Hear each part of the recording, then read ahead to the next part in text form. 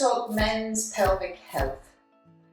The pelvic floor is a muscular sling, and men have them too. The muscles are attached to the bony landmarks, the pubic bone in the front of you and the end of the tailbone in the back of you. And so you can think of this muscle as a hammock or a sling that lies at the bottom of the pelvis. So how to strengthen these muscles? Well, it's a muscle like any other. So let's get into a comfortable position, and that might be sitting, standing, or it could be lying on your side. And so in this position, you imagine stopping the flow of urine and maybe at the same time stopping yourself from passing wind at an inconvenient moment. And that muscular contraction that you generate should be in the pelvic floor.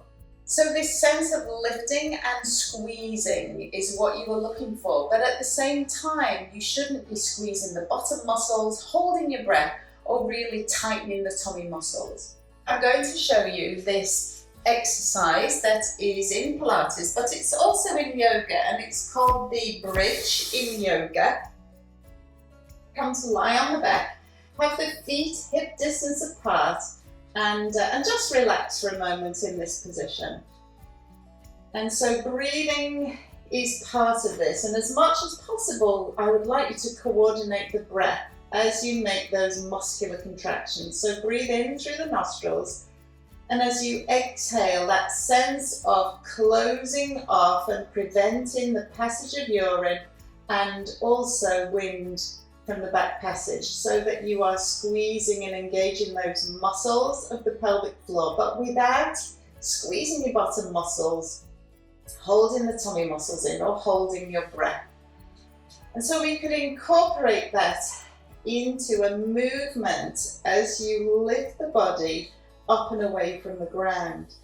And actually at the top of the bridge, we are in an anti-gravity situation, so that gravity is tending towards your head and lifting the weight of the pelvic organs away from the pelvic floor. And so you might even find that at the top of the bridge, it's easier to perform that contraction. And then lower the body down and just have a rest. So you might notice that I'm lifting my body one bone at a time and then lowering it down one bone at a time. I'm breathing out as I lift, and at the same time you might be able to incorporate those pelvic floor muscle contractions. And then releasing, of course, is always part of strengthening the muscles. So we've got a moment when we tighten the muscles and a period of time when you relax the muscles.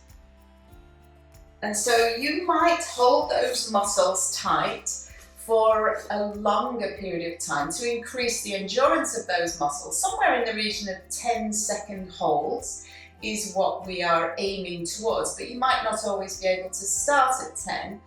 And to do that somewhere in the region of 10 repetitions, and see if you could manage to fit that into your day 3 times or 4 times a day. And then there's also brief holds, short repeated holds, maybe for about a second, and to breathe in and out as you make those contractions. So again, you are never holding your breath. You could use a metronome or a timer on the watch and just time yourself for 10 1-second holds and then have a rest. Anyway, have a go at these exercises yourself. And do send me any questions that you might have, and watch out for my videos. There's going to be more. Take care. Bye for now.